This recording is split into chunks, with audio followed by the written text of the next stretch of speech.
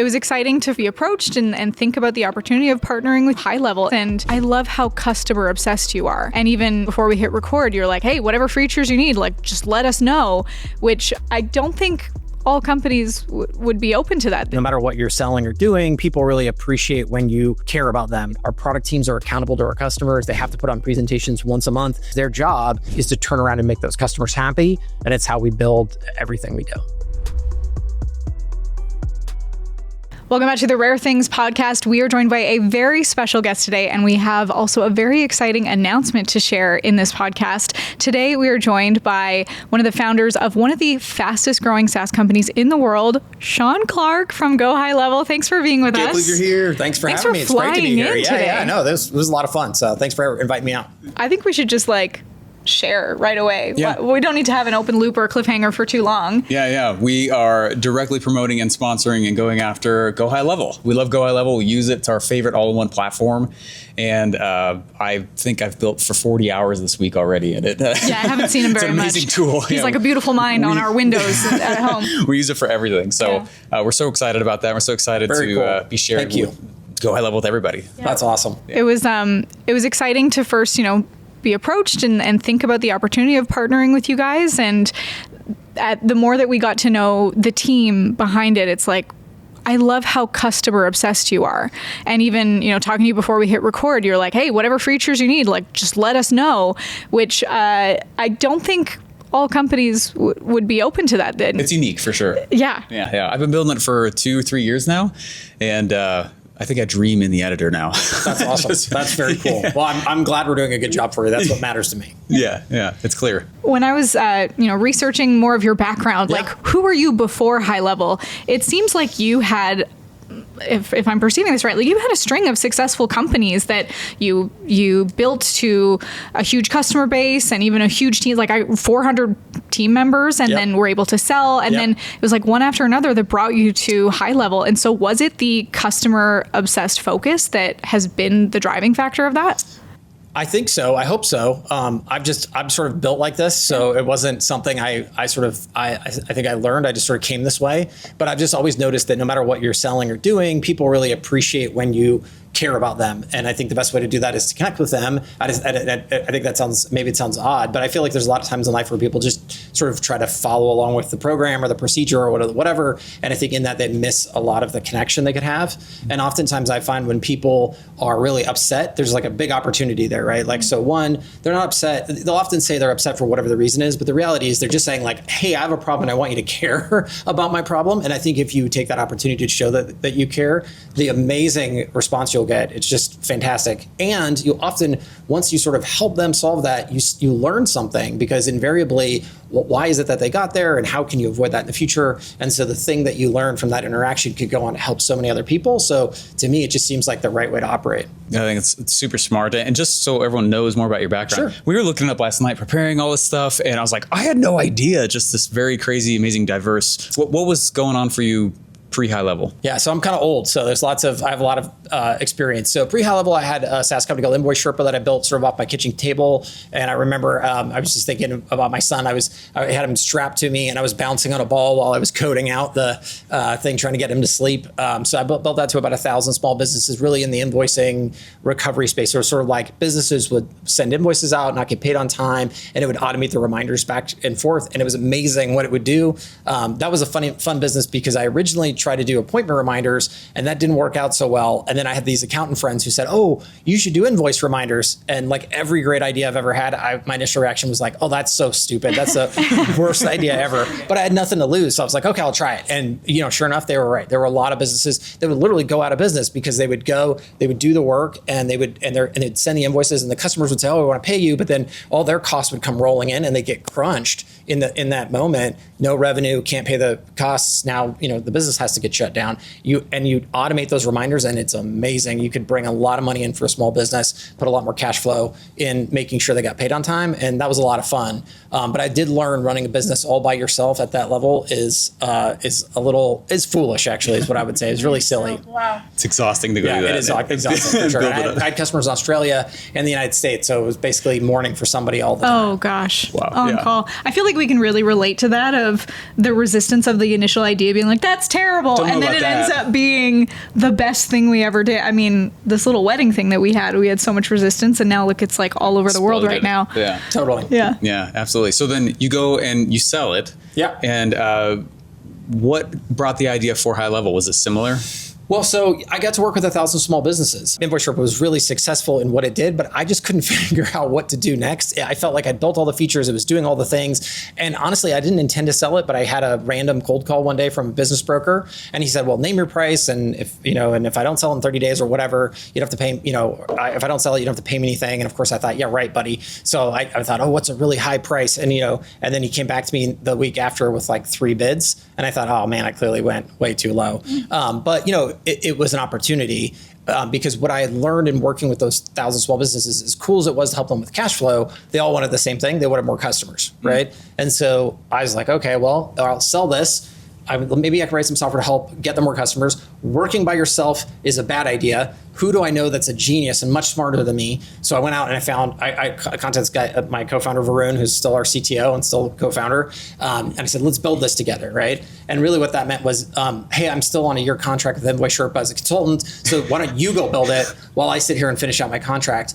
But I said, look, we have 1,000 small businesses. This should be easy. We started with reputation management, two-way texting, and we started selling it. And at first it was awesome because you do the demo and people would be like, oh, this is so cool. This is so amazing. Take my money. And we're like, yay, it's all going to work out. We're going to help people. But then 2 weeks would go by and then we'd call back and it'd be like, I need to cancel. And we're like, wait. What happened? Like, did we overpromise?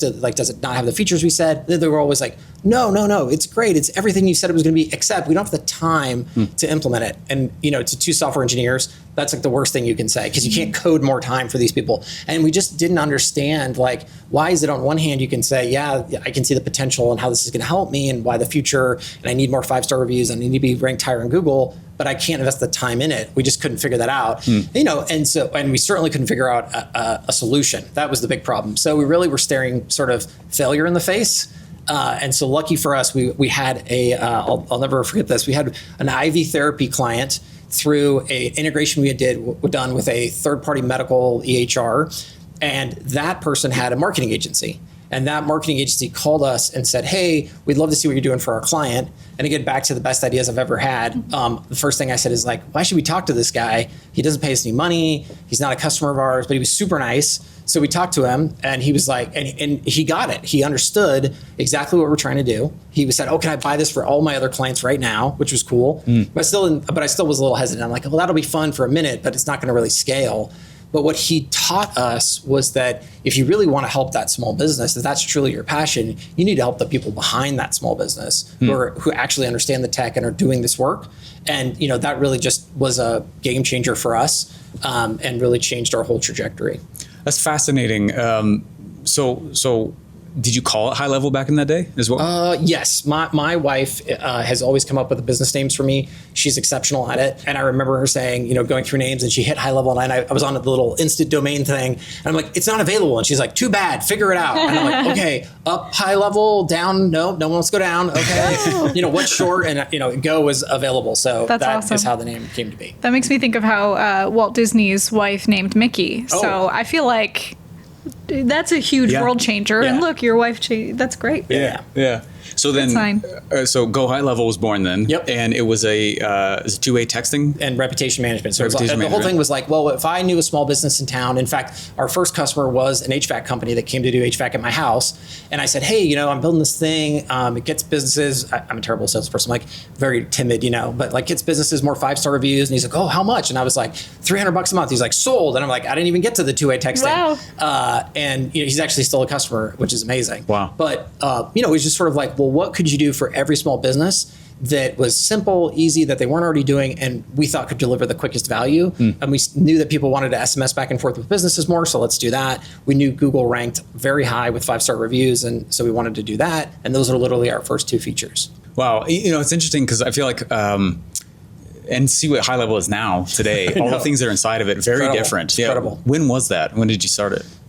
Oh gosh, 8 years ago now, I think. Okay. I'm sure someone will tell me I'm wrong on that timeline, but that's about, it feels, it depends on, and then the problem is like, where's the demarcation line? But yeah, it's about 8 years ago, I think. So 8 years ago, and then you go and it's 2 different features. And I feel like what a lot of entrepreneurs do is they're waiting for the massive like bolt idea. where it's going to be, I have to envision high level or whatever my product is day one, and not allow for the evolution of the thing. What was the next features that came out? Well, this is what was cool about this. So we met this marketing agency, and the punchline on this, of course, is that this person is now our third co-founder, Rob and Alex. But the story on that is not only did he, it's not like he said, "Oh, you guys should go target marketing agencies. Good luck." He literally, but basically, he had a big marketing agency in Dallas, like 30 employees, a bunch of customers. He basically put it on pause for us. Said, "Hey guys, good luck with the agency. Run it while I'm gone." He went on the road with me for 2 years, got paid $0. We promised him no ownership whatsoever. He introduced us to, and he, if anybody knows Rob and Alex, he's the nicest person on planet Earth. And he had a lot of people who knew him, and he introduced us to all of them. And our very first event was with Rob Bailey in San Diego. He was doing a mastermind, and that is where we officially launched. Robin flew out there. He built our initial website right on the airplane on the way out there. So the evolution was really from that journey. And then what was amazing is Vern and I kind of got to play our part where we like software, we like features, where those guys were engineers. And so being able to connect with an audience who not only understood what we had built, but honestly had all these other problems that we could solve, that was really awesome for us. And they were willing to pay for it. So that was like, okay. And then we were like, well, maybe we'll just be the operating system for agencies. That was kind of our next pitch. And back then it was all about lead gen, right? So it was Facebook ads. And the big problem we ran into was, you would run a Facebook ad for a dentist or something, and you would get this glorious spreadsheet full of leads for pennies for a name. And then the dentist would turn around and fire you, and you'd be shocked. How in the world does this just happen, right? And the big missing problem was no one was nurturing the lead. Right. So the dentist would say, well, none of these people walked in the door. And the marketer would say, well, did you call any of them? Did you bother to reach out? And they said, well, no, I'm busy. I'm a dentist, for Pete's sake. That's your job. And the marketer would say, no, that's not my job. I'm supposed to drive the leads. And so what's in the middle was this ability to just simply reach out. And we started via text saying, hey, thanks for registering for our free teeth whitening offer. Is now a good time to get you booked. And that was kind of the first iteration of our next feature set, where we're sort of creating an automation flow. And at first it was sending other people's calendar links and other people's landing pages and things. And then over time, we're like, well, wait a second, why don't we have our own calendar? And then that'll make things even more streamlined. And maybe we should add our own funnel builder. And it just sort of kind of kept going from there. Wow. It's interesting to note. And I'm going back to that similar thread where it's like, just the amount of entrepreneurs we work with, they're always like, I have to have this big bolt lightning idea up front before I can start moving. And then here's my vision. I'm going to cast my vision, and I'm never going to let it change. But it seems like what you've done is the exact opposite, where you're so keyed into the customer base. You're starting to build the features, and you allow others to shift the vision. Would you say that's true? Absolutely. I think there's two things. One, I had some really good experience of how the vision in your head is really rosy and great because it's in your head. And when you try to take it out into the world, invariably it fails at some level.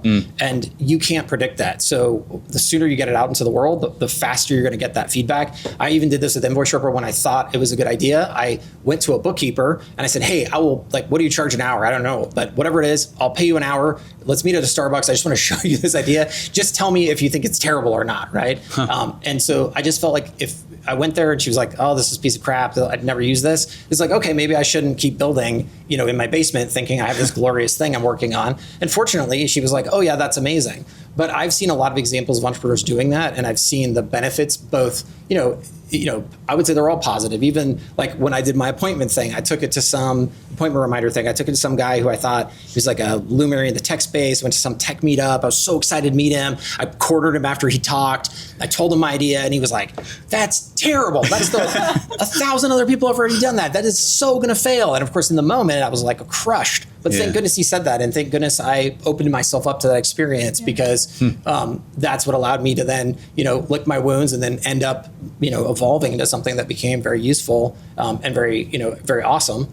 And then the other thing I would talk about is, understanding your strengths and weaknesses are really important in all facets of life.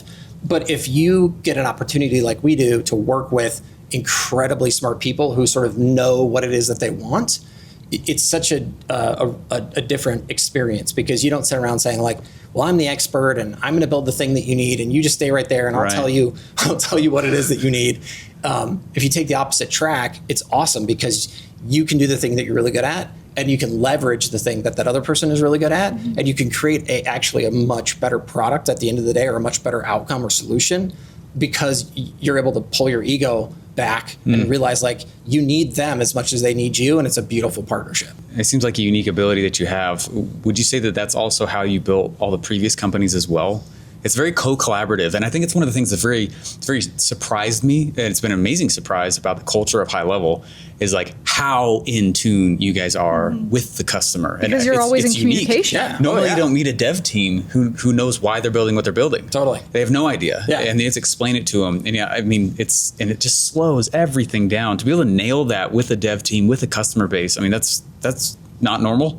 Yeah, I mean, I certainly, it's been an evolution, and I guess I've always enjoyed it, so I'm lucky that way. So it was like, it wasn't something I felt like I had to learn. There's lots of things I think I've probably had to learn that I would say, oh God, I don't have to learn that. But this was not one of them. But I remember like there was a story about kayak.com, and they would route all the phone calls, because it's back in the day where people would call to the engineers, and the CEO's message was, listen, if you don't want that phone to ring, just make sure there's no problems with the site, or there's no bugs with the site, and the phone won't ring, right? And so, that's awesome. And that was like a requirement of the job. And I'm sure it was hard to get some engineers to work there, but at the end of the day, I think that's the kind of thing that drives that sort of culture. And I always love that. And so our engineers are always available. Our product teams are accountable to our customers. They have to put on presentations once a month in public saying, hey, here's what we're working on. Here's what we're going to do next. And now what do you all think? And it's them by themselves. There's no handlers. There's nobody in front of them, because their job is to turn around and make those customers happy. And we measure all of this. We KPI it.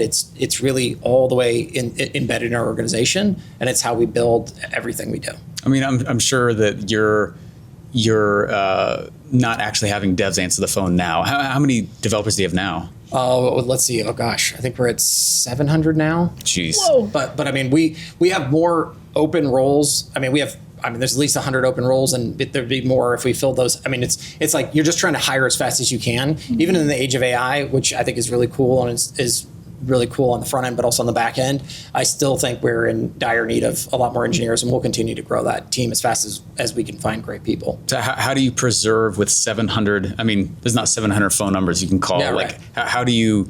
What is it you guys have done in GoHighLevel to make it so that you are talking customer base to developers? Sure. Well, I mean, first and foremost, I think leadership comes from the top. So like if you don't do something, you can't really ask someone else to do it. So I constantly talk to people on Facebook or Messenger or whatever, because I don't want somebody to say, well, you don't do it, so why should I? And it can't just be because, I can tell you what to do. That's a poor excuse in my opinion. That's not good leadership. So that is the number one thing I think I do. Wow. But I think it's then interwoven in everything that, we have like these town halls and we just, I don't know, we tag people, we tag people on Facebook that are programmers, that are, that are product managers, that are whatever. And then the product managers, like, and it's cool to watch because it trickles down, right? So like, I might tag a product manager and they might think, gosh, okay, this is my product, yes, but I know the exact engineers working on this specific thing. So instead of trying to figure it out, I'll just tag that person. Yeah. So it kind of sucks people into the funnel, as it were, of that culture.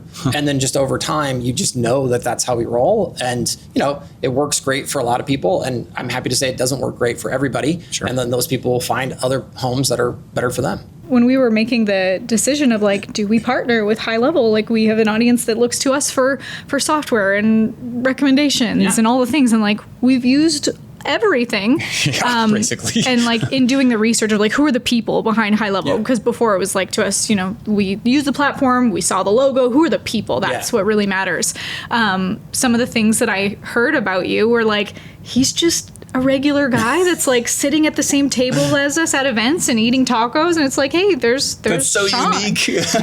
And we know what that's like to go, and there's people that you want to learn from or talk to, and like they're the guru on the mountain that's so untouchable. And I love hearing from you that you're like, we're in communication with people so that we can give people what they need. I think the basis of business is to care about someone enough to know what their problem is and help them solve that problem. Totally. That is the basis that's why of you're business. Here, right? Like, so it's capitalism. It's weird because I mean, we think of our customers as the guru on the mountain. Like we're trying to get them to come talk to us as much as we can. And, I mean, there are countless hours spent trying to figure out how can we get more of the people coming in for trials to get on a call, because we can see that the likelihood of success goes up like by 200% if they get on a call with us. Wow. And but it's not a one-way street. It's like this interchange of ideas, because first and foremost, we have, as you know, a billion features, and tomorrow we'll have 1,000,000,001, and it'll just keep going, right? Yeah. So when you get on a call with someone, it's like, okay, we have all the things here, but what do you want to know about? And it's amazing how when they say, oh, I want to accomplish this and this and this, we guide them through that. Well, they're going to get to success a lot faster, right? So for us, it's always about like, how can we talk to that person? How we can understand what their goals are, and how can we help them meet those goals? One of my favorite phrases is don't take advice from someone you wouldn't trade places with. And I think about that in terms of business too. Don't do business with someone you wouldn't trade places with. Don't do partnerships with someone. And I hear this and I'm like, I want to be more like that. Yeah. Because it's so easy sometimes that when you're building something and you have this vision, you can be in the cave and be like, I'll tell you about it after. I need to make my masterpiece and then I'll present it to you. Instead of this like co-creation, collaboration. And of course, we beta test things of like, here's this thing. What do you think? Okay, we'll go back to the cave and bring it. But this is really inspiring me for how I want to shift in what we create with the audience. Yeah. And thinking about, I'm still blown away about the culture with the devs, and in letting customers and such influence. One of the questions that pops in my mind though is like, maybe devil on the shoulder here is, do you have things that are sometimes being created that you're like, hey, let's not go down that route. You know what I mean? Like where's the guardrail for vision and too much autonomy? Yeah. So what you learn, it's more, I think it's more about helping teach people about those gotchas, less about like trying to lord over them all, because it's too hard. It's a massive team. Like Sure. I used to be on every product call. I just couldn't do it. I just absolutely, it's physically impossible. So what you have to do is like think through like, what is it that causes people to go astray? And one example of that always is you'll find that there is that advanced user who attends every call, knows everything, and has this insanely like, detailed thing that they want that no one else really wants, right? And it's on the product manager to kind of figure out like who's who, and just make sure that we're playing to the broader audience as much as possible, or at least first, before you go down the rabbit hole of like, hey, we have this really super advanced feature that no one else wants, right? And the nice thing there is we have this public ideas list where our customers get to vote on things. Cool. And so if you do hear a piece of feedback as a product manager, if you're like, okay, wait, is this something a bunch of other people want? It's a wonderful gut check. You just go to the ideas list and be like, all right, have I seen this before? And then if you still can't figure it out, you can go to the Facebook group and be like, hey, I'm a product manager in the social media posting product.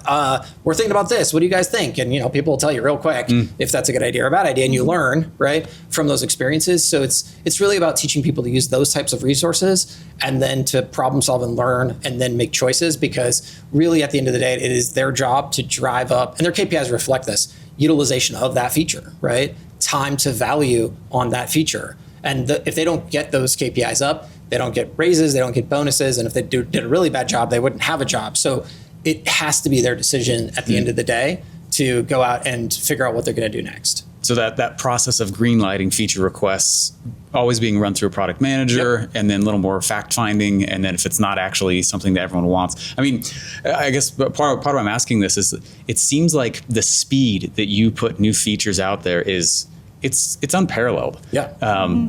Is that due to the number of developers, or is it process? It's a combination, right? So yeah, sure, you're going to need a certain number of people to do a certain amount of work. Sure. But the autonomy of the decision making and the judgment is super important. Again, what I do now these days, somebody comes to me and says like, oh, I want to know about this or this or this. I just find the product manager who runs that and say, here you go. Here's their booking link or here's their email. Go get them, because I don't know nearly as much as that person's going to know about what they're working on, why they're working on it, why they may or may not like your idea, may or may not do your idea. Or these days, oftentimes the answer is always like, oh, actually we're working on it this quarter, or we're working on it, in Q4 or whatever it is. And so I'd much rather customers talk to them. And again, the product manager, the way I think about it, they are so glued to the customer base around what they do, they'll always be better than me. So it's a rare occasion that I would step in. I mean, I'll ask hard questions, sure, but I often get really good answers back from smart people. We're like, oh, okay, yeah, all right, I see that. Never mind, moving on, right? Like that's what you want to hear from your people. That's fascinating. It's going to sound super weird, but like I'm always obsessed with this analogy. It's speculated that Hitler lost World War II because one of the reasons was because he was still involved in where the canteens went in the camps. Like the decision making was so far down and so overlorded, like you said, and one of the reasons people are afraid to attack America is that autonomy is pushed down, right? And boots on the ground has ultimate decision making because they're on the ground. Yeah. And so, but at some point though, like the mission's still the mission. Do you find that, like, how much of your time is spent reteaching and spot checking overall vision?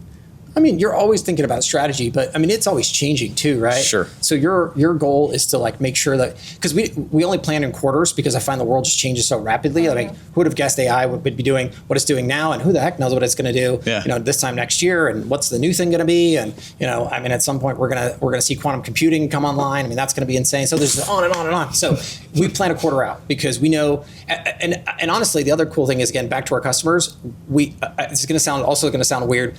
We try never to lead.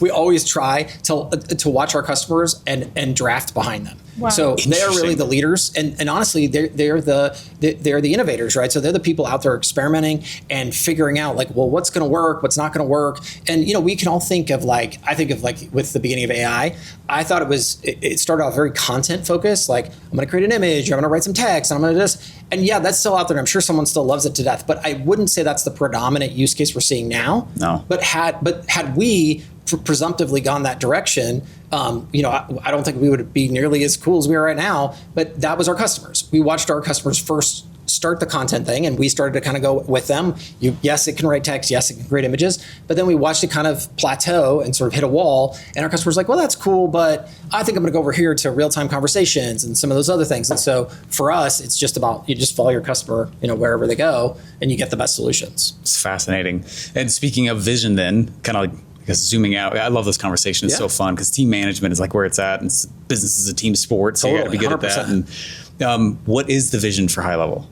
How's it, like, what was it? What is it now? How's it changed? Well, growing up as an engineer, I really love the power of software to create real change in the world. That's why I fell in love with it. That's why I was a super nerd in high school, and no one liked me. That's cool. I'm fine. It worked out, but it was really just a dedication to the craft. And at the time, it was like, oh, how can I be the best software engineer I can be? But I was never that good at it, to be honest, because I loved it enough to watch it make a change, and then I could never stick around enough to button it all up and actually make it work consistently. But the good news is there are people who love that. But as we kind of came into this, it was awesome, again, to find an audience that we felt like we could help create like these awesome outcomes in their businesses, because like that lead, follow-up, nurture thing I talked about, like that revolutionized all of those people's businesses. They went from losing clients and be on this hamster wheel all the time to keeping these people long-term. And it was awesome, because then if you meet those people and like see their families and their lives and the things they're trying to build, like being able to give them strength in that was really encouraging, and just being able to continue to do that. And then our mission originally of helping small businesses, because I like small businesses, they tend to pay more than average. They're innovators in their own right. They're in communities, and so as a result, they're mostly community driven. So they think a lot more about their impacts in their local communities. So being able to help those people, that was awesome, because we found that the lane that we could drive to truly help those people. And then long term, I didn't like the fact that if you look at software in general, it used to be who could get the most money, and you sort of use that to create this moat, and then that's how you sort of dominate your market. And so I thought, well, how can we democratize this concept? And if you look at those other players, all that money goes into like trying to be the best at everything, the best at marketing, the best at building software, the best at having a fancy office, the best at hiring all the smart people, the best at paying for all the events, I don't know, whatever. And we're like, well, we know all these smart people who know how to do events better than us, who know how to market better than us, who know, what these features should actually do better than we do. So like, what if we just played our part and we created a mechanism where they could then take that software and create a business around it?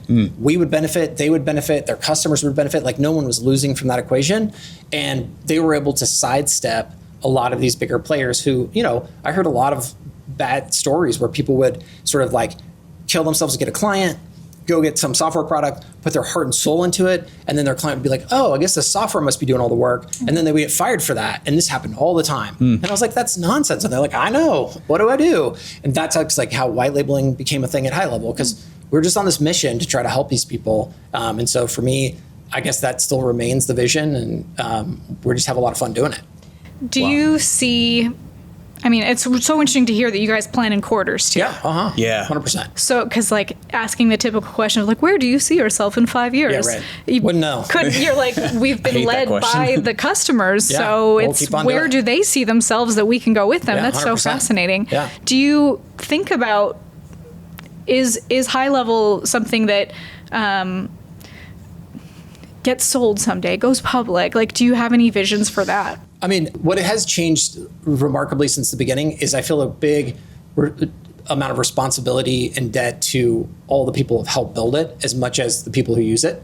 And so we have had 2 private equity rounds now. Both are minority rounds, which means that my co-founders retain control of the company. But I did that very specifically to give the opportunity to the employees internally to then have an opportunity to monetize some portion of their ownership. Wow. Because many of them, and almost all of the best of them, had to go to somebody in their family at one point and say, listen, I know this doesn't look good. I know I'm going to get paid a lot less, but don't worry, it's all going to work out. Yeah. And I just felt a tremendous amount of responsibility to make that happen for them. And to really reward them for honestly jumping in with us. And the earlier on you go, the sketchier we looked. So it took a lot of faith. And so I really wanted to say thank you to those people. So that to me is something that weighs. But we've done a couple of rounds now. That's fine.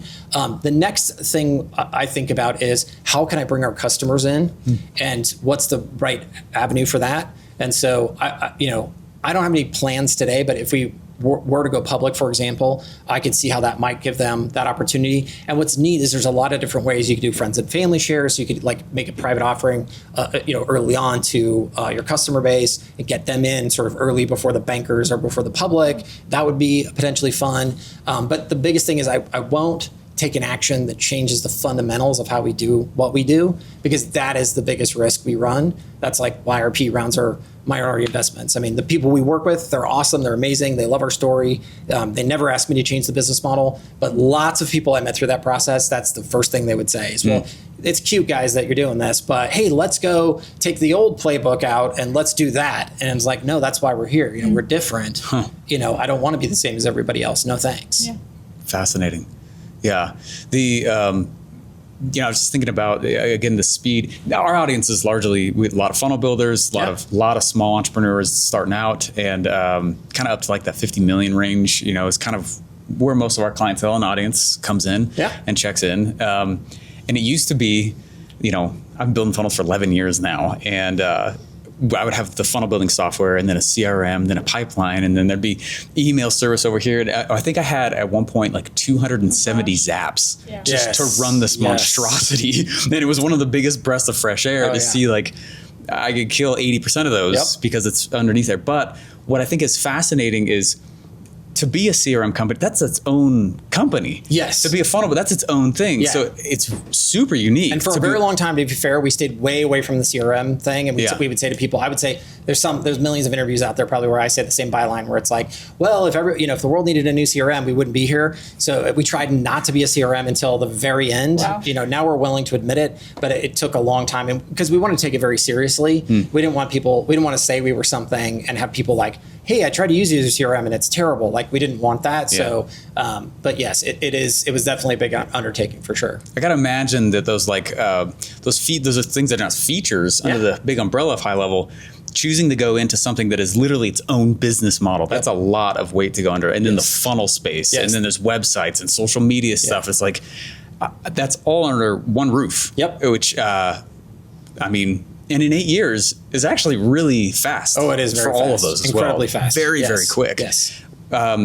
Is there anything on the table you guys are considering bringing in next? I know you're always dropping different features and updates and things. So there's a lot. And I won't even know all of the things, but I would say thematically, Agentic AI is something that we are working hard on. Really? Yeah. So we have an Agentic AI builder. Yeah. So that's so exciting. and what I think is just marvelous about this is it feels a lot like marketing, whatever you want to call it, 1.0 or 2.0 or whatever. Like it's like every business woke up one day and said, oh, you know what? I do need a website. And then they tried to build it and it was like, oh God, this is terrible. It's hard. Like this is so much work. I need to find someone. This really created our space, right? And it's evolved into ads and many other things, right? And that's what funnels were. They were like, hey, I need to sell stuff online. Yeah. Can someone actually figure out how to do this? And someone came along and it was like, well, wait, if you take all these menus off that confuse people and you guide them properly and all this, magic happens, money pops out because people actually buy the product instead of going out and reading your history or whatever, right? Yeah. But I think agentic AI is the next step of this. It's, hey, I need this work to get done. If someone comes along and says, hey, look, I have this agent that can do this, and it replaces what you're currently doing and frees up the other people, the organization that the person in the organization is already doing. Oh, and by the way, it costs a heck of a lot less. Like, it's just going to be such a game changer. But much like the websites, it's not going to be something the average plumber or lawyer or doctor or dentist does in the same way they didn't build their own website. And I think this is what's great about HighLevel versus any other platform.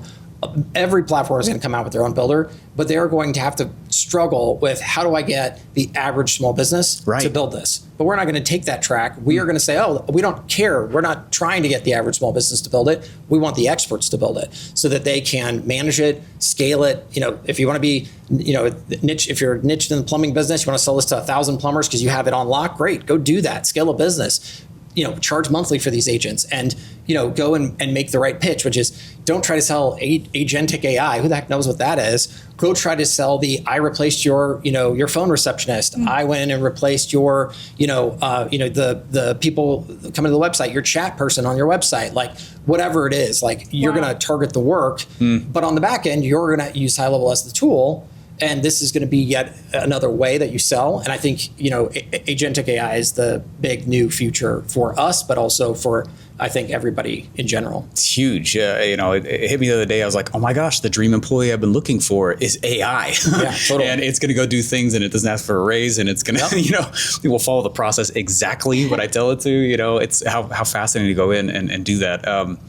I'm really excited about Agentic. I had no idea it was on the. Oh my gosh! I did I did a little sneak peek video. I think yesterday or the day before. I wasn't really supposed to talk about it, but sometimes I got a podcast. Well, I mean, I wasn't even supposed to do that video. I got a little smackdown for that. But you know what?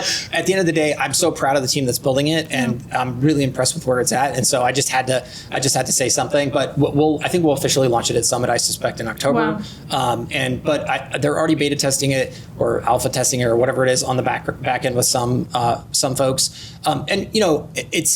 It's interesting because a lot of what we're working on now is rounding out the product. So, talking about our speed to market, we use something called the skateboard approach. And to be fair, I stole this from another software engineer. And there's a great diagram about this where basically everyone says, hey, I want you to build me a race car. Right.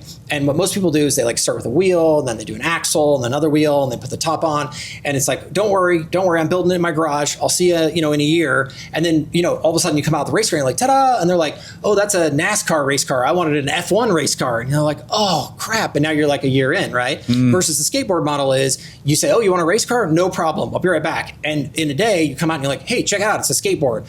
And some people look at the skateboard and they're like, no, I said race car, man. What's the deal? And you're like, okay, that's cool. And you come back and then you put a scooter in, and you keep evolving it. But what you find is that people will say they need a race car, but then there's that one person who's like, oh, skateboard? Yeah. Oh, you know what? Actually, this will work. I'll start with this, and I can. And so this is this iterative process. We have found this is how you win the game. You come out as fast as you can with the one thing that creates the mobility, and someone can use that. Now, there's a lot of other people who say, well, that's terrible, and I can't use that. It's a piece of junk and this and that. And I'm like, well, that's cool. Don't use it. Don't use the skateboard if you don't need it. But for that one, if it's just one person who says like, oh, that's exactly what I needed, we know we're on the right track. And then we just evolve it. And then when we do get to the race car, it's amazing. It's everything everyone wanted because you told us what you wanted. We made it happen, and we evolved that. And boom, there's your F1 race car.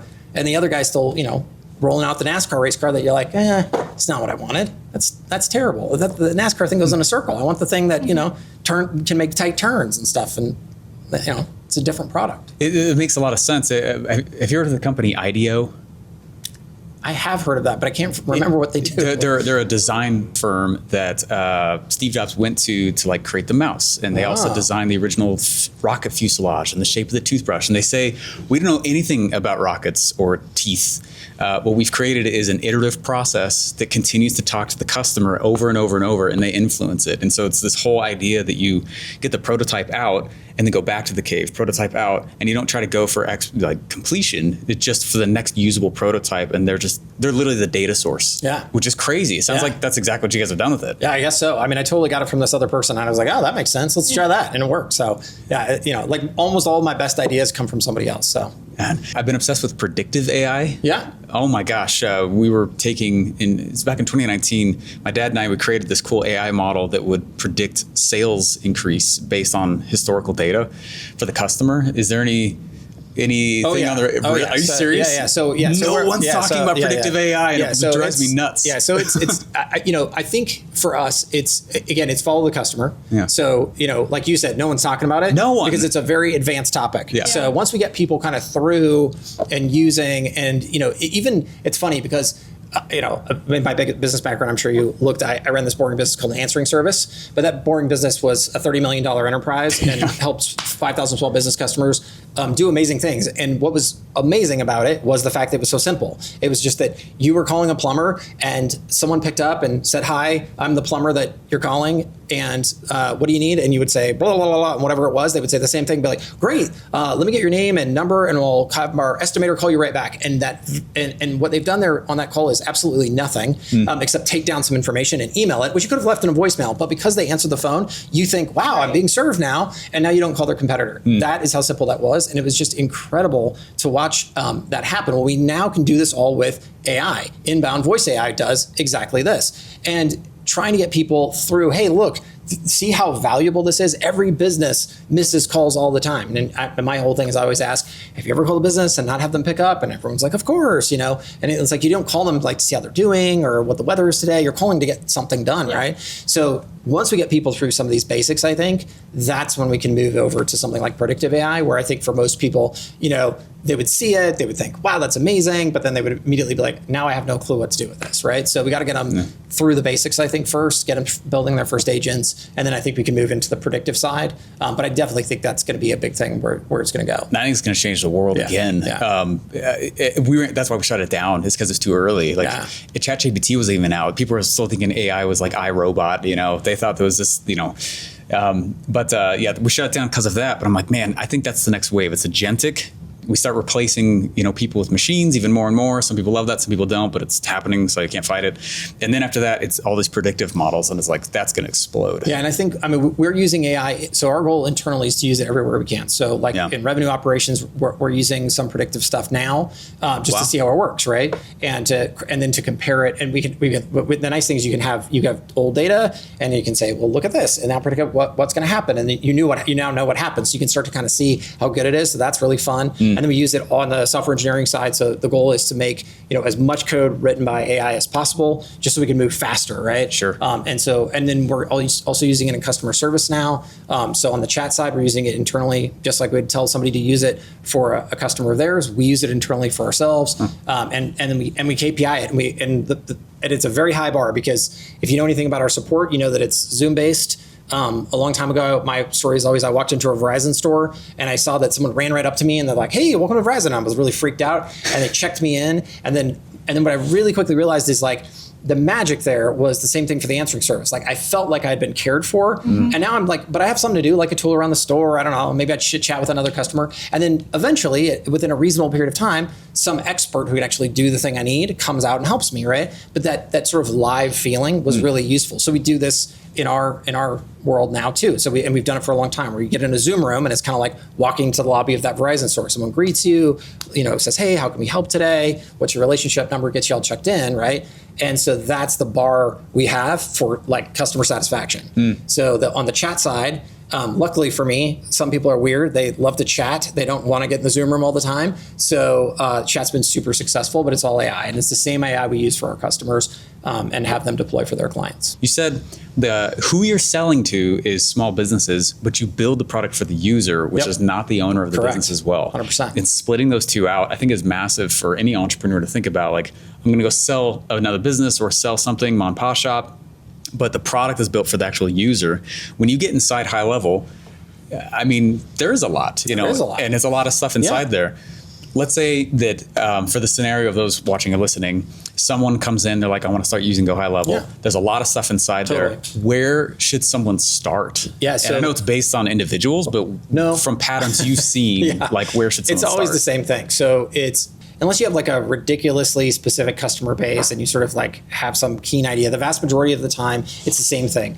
Every business you serve has what I like to call remnant leads. So these are people like the missed calls, the calls coming in that are missed, or people who come to the website and then don't know how to transact or what to do, or don't want to fill out the form that they know goes to the inbox of doom that no one ever looks at, right? Like, so if you do something like inbound voice AI and the chat widget on the website, right there, you get this amazing pitch of, hey, I'm going to get you more customers, which every business wants. Wow. And now you're doing it without saying, oh, but you first have to buy some ads or you have to pay me a bunch of money for ads, because everyone's done that. That's a, kind of a worn out thing. And you can create a lot of value because almost every business has been around for a minute and you're getting some type of traffic to a website, some people calling, and they are missing those calls. And oftentimes I don't even know this. This was my answering service experience. We'd have these dentists and they would sign up. And the funny thing is the story would always be the same. It'd be like, I had a patient and I did a thing and then their tooth hurt and they called me and they were mad that I had to leave a voicemail. So I guess I have to pay you idiots $100 a month to pick up my calls. Like that was the start. It was like they were like angry that they were hiring us, right? Yeah. And then all of a sudden they would call the next week. They'd be like, oh my gosh, you guys are so amazing. I had no idea. It turns out I leave at 5 every day because I want to get home and tons of people call and they're looking for a dentist and now I have a bunch more patients. Wow, it's amazing. So that's the sort of thing I think everyone could give as an experience to almost any business. And so I would start with those two features and I would stop there until you make a sale. And then, of course, some people often go on to ask me like what niche you would pick and this and that. And I always say the same thing. I would niche out on local because almost everyone's problem with sales, in my opinion, is the confidence factor and the experience factor. And so if you're going to overcome that, it's easier to do that, in my opinion, walking out your front door. We already have a lot in common with your community. And, you can say, oh gosh, wasn't it a scorcher the other day? Man, the weather's just been so terrible. Like it's just these crazy little things that we all take for granted that connect us with our community, which is a lot harder to do, in my opinion, over Zoom calls. And I also think sales is know, like, and trust. So, meeting people, saying, hey, when there's a problem, I can jump in my car and drive down there. Like that's a great way to start making your first sales, in my opinion.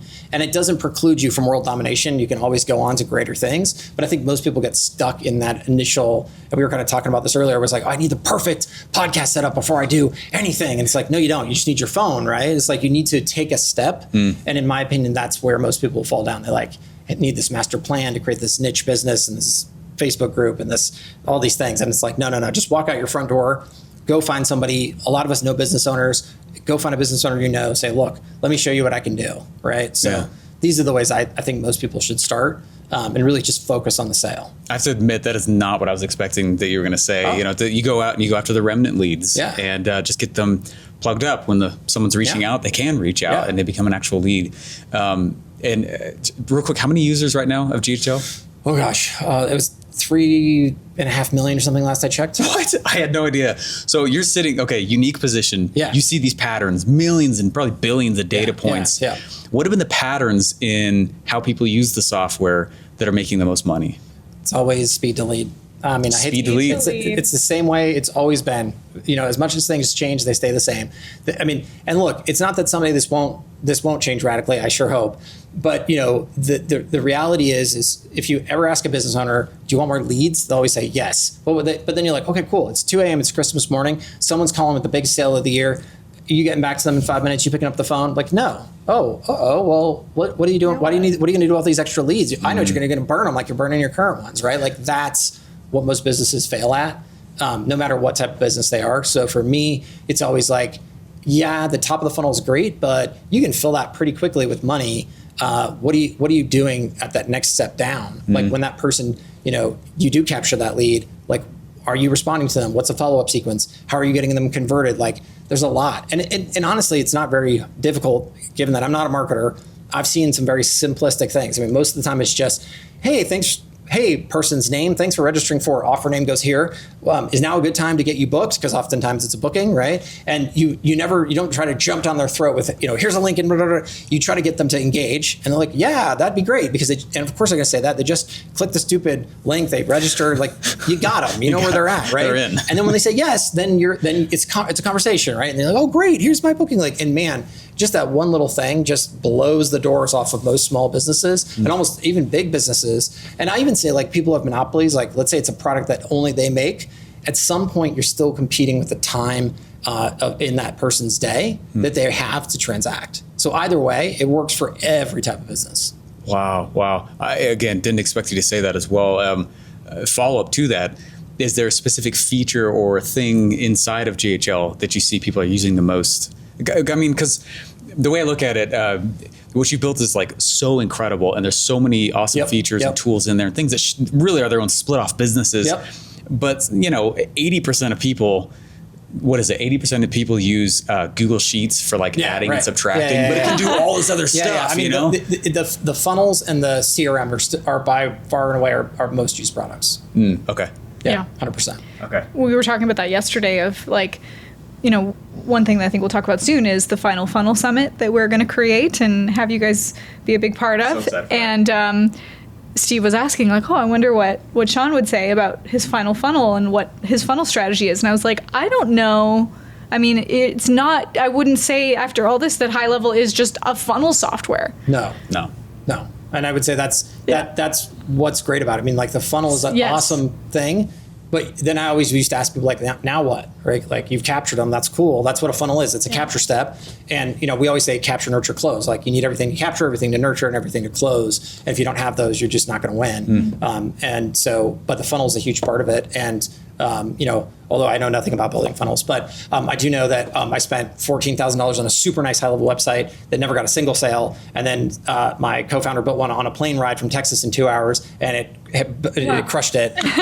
And our site is, if you put our current site up with that original one and just kind of squint a little bit, they are almost identical. So they've been, glossed up a bit, but it is still fundamentally the same thing. Yeah, we've been trying to teach people that, you have a funnel, but a funnel is not a business. There's so many other things.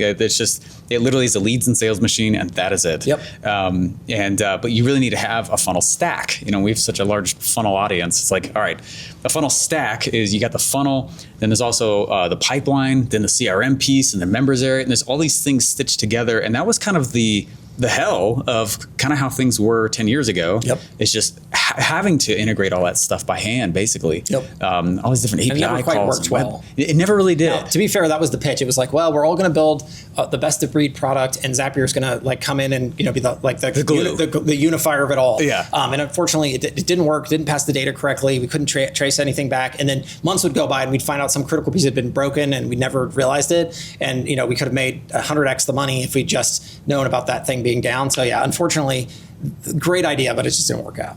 Yeah. Is there so we call it the funnel stack, right? You need all these things in there, and it's part of the snapshots we've been creating for people. It's like, it's all of it, the workflows, your automations thing is amazing, by the way. Oh my gosh, spent so much time in there. Team has done a great job. Holy smokes. But is there a specific funnel type or pattern you're seeing that is kind of universal for all businesses? They're like, hey, you need to have a lead. They all get leads, but there's a specific lead type of funnel I'm noticing is winning, or there's a specific... No, I mean, I think, it all depends on who you're talking about. I just am amazed how many people I see who just don't have the basics. So it's like, it'd be fun to talk about the super advanced stuff. Sure. But you just, like, most people don't even have a funnel, right? Like, or know who their customer is. Yeah. Or like when they run an ad, where does it go? It goes to the homepage still. And it's like, okay, well, if they would just sort of do the basics, I think, it's incredible how, and to me, it's great in the sense that it shows how much opportunity exists for our customers, because we're not trying to get those people directly. One of our customers to go out and get those people, because to your point, let's say you do the basic funnel. Well, that's awesome. You've done step one, but now what? You've got that whole stack that you need to traverse. And again, that the big trick here from all the way back from the beginning of the business is you can't create more time for the lawyer, the doctor, or dentist. They get paid when their hands are in their mouth, or the mouth of the person, or they're in the van going to the place. That's how they make money. So they're just not ever going to be in a position to be the best at marketing. Marketing is its own thing. It is its own vocation. It has expertise. It has learning. It is in every way a real vocation, like anything else. And so I think that's the exciting part for me, is that, and I don't see that ever changing. I think AI is another chapter of how marketers now get to build these same tools and create these same outcomes. And so so for us, it's pretty exciting. But as far as I don't think there's a perfect funnel for anybody. I think it varies per business, but most people, like Absolutely. I said, they don't even know the basics. Yeah, they really don't. I don't pepper you with questions. No, you're fine. but it's so fun to talk to you about this stuff, because fellow nerd and so in a different field, kind of. Yeah, totally. Very engineer minded.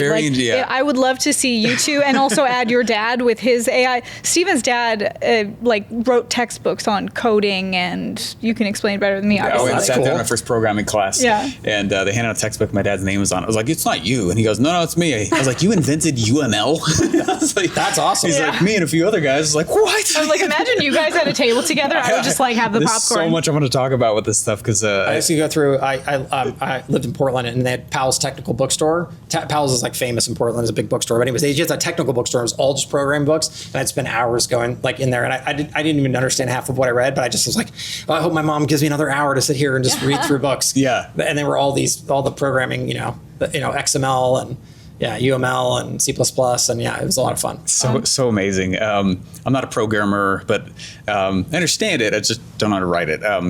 But it's okay. You don't need to know anymore. You don't need to know anymore. Yeah, that's exactly what I was. My 12-year-old is writing code like crazy, but he doesn't know how to write any of it. He just asks ChatGPT to do it. Vibe coding and stuff. That's what it is. It's getting better and better. It's amazing. It's so good. Yeah.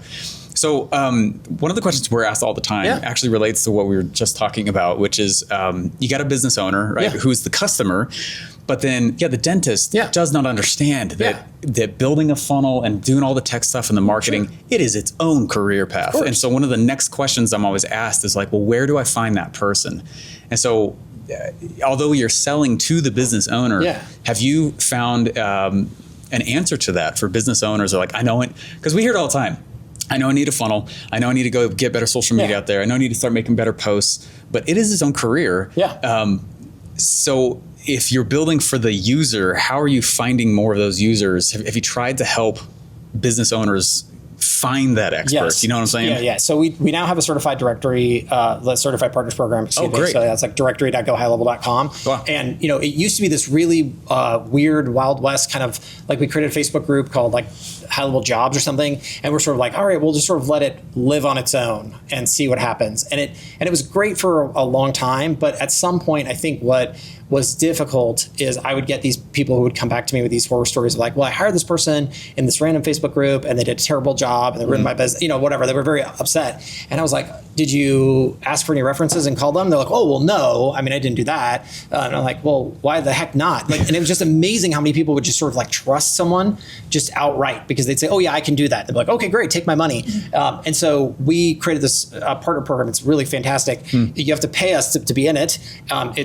We proctor the exam so you can't cheat. It's very well thought through, and they constantly update it. And it was just a simple idea that we wanted to create a certain base level of certified person and take it super seriously. But also on the reverse, we plow a lot of effort into driving business to those folks, because if they're paying us to be there, we don't want it to be an expense. We want them to make way more money than they pay us to be certified. And I think it's only $97 a month or something. But we also want to be on the reverse end, be able to stand up behind those people and say, this is what they've done. These are the tests that they've taken. We designed that whole curriculum. We know they are in a proctored exam where we pay someone to just sit there and look at them to make sure they're not, cheating or using ChatGPT to answer the questions or whatever. They actually know what they're doing.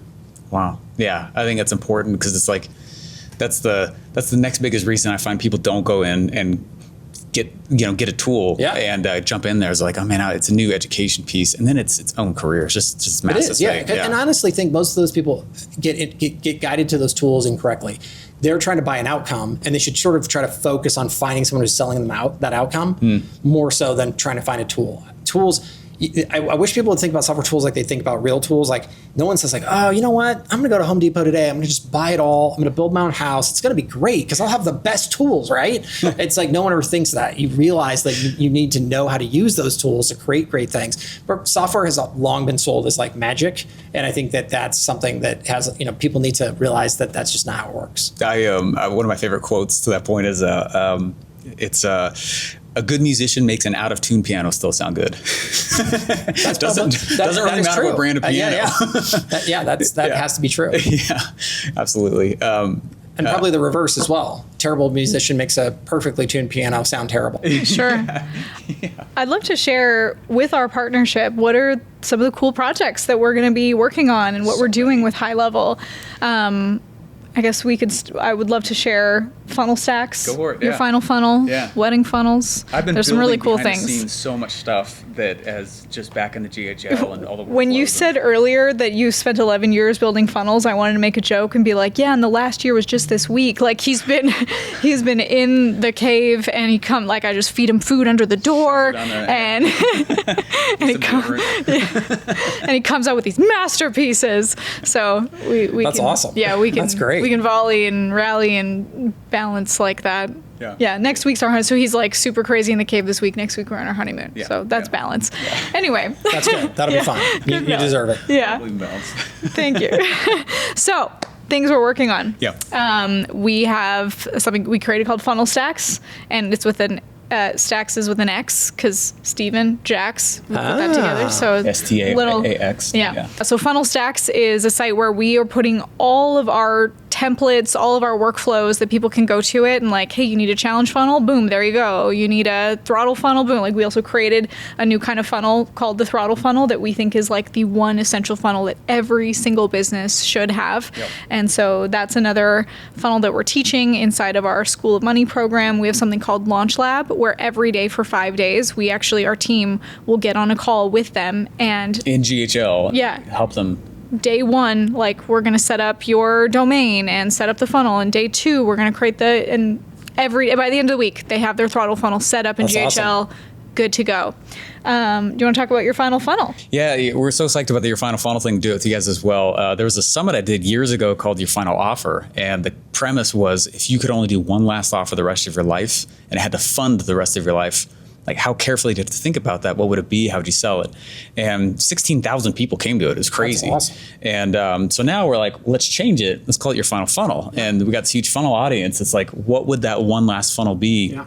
To fund your business the rest of your life, get the leads and sales. And so it's going to be a summit that we're so excited to bring all these industry leaders in. There's yourself as well. And we'll go in and provide really epic templates throughout as well for people. So I'm excited. I'm going to learn a lot. I can feel it. Yeah. And we want to bring in a lot a expert friends that'll come in and share we want the nerds that are going to bring I like it. Bring the heat. And then, we have this little wedding thing that we just did, weddingfunnels.com. I want to be able to teach wedding businesses how to disrupt. And it was interesting when you were talking about like not just going to the consumer, like going to the businesses that then create that wave. Yeah. I had an investor reach out the other day that this might go anywhere, I don't know, but he was like, I see really big potential if you do business to business here, like teach the existing wedding businesses to then teach this new model of whether it's sponsored weddings, paid weddings, affiliates, the revenue that they make from weddings. So having the funnel system for that, we already have weddingfunnels.com. It'll be completely built in GoHighLevel. And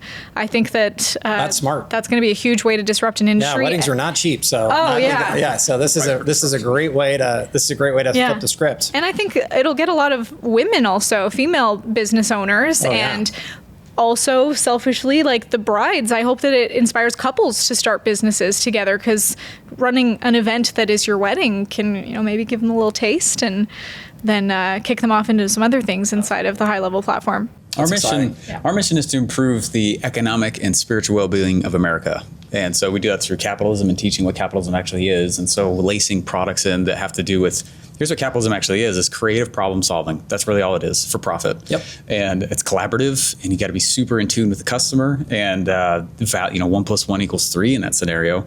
And so we've been just coming up with all these really epic ways, and have been ways to kind of weave that in, cool products and little front ends here and there. And so we've just been building everything at GHL for really the last 2 years I've been using pretty heavily. So Yeah, learning a ton as we go through. it's worth it. That's what we're saying. Yeah. We'll put all of our links to everything that we just said, your final funnel, funnel stacks, School of Money, Launch Lab. If you are not on HighLevel yet, what are you doing? What you doing? And we would Free love to help trial. you with that. And we have all of our templates that we're just going to give you, all of our workflows, things that we've used for our business, and let you plug them in. And if you also need help in installing those, we have, like I mentioned, Launch Lab, where we every day for 5 days install it with you on a live call with a live expert. We hired to someone help you get full that. time for that, by the way. Yeah. We had to go hire and train someone, bring someone in for that. But, Yeah. And then you also have your event that is coming up. Yep. You do a big yearly event. That's right. I'm gonna be annual speaking event. at it. That's right. Yeah. That's going to be awesome. Yeah. So it's in Dallas. It's in October. I think it's early October this year.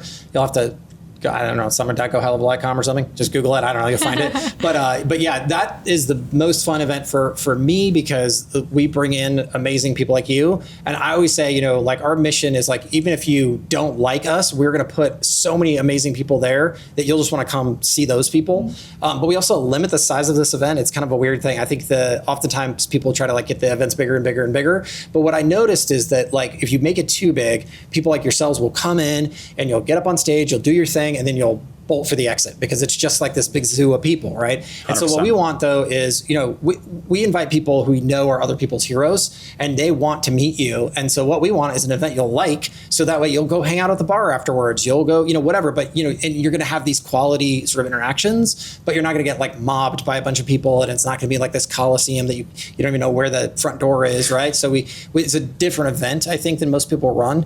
So it's a lot of fun that way, and I think it's special.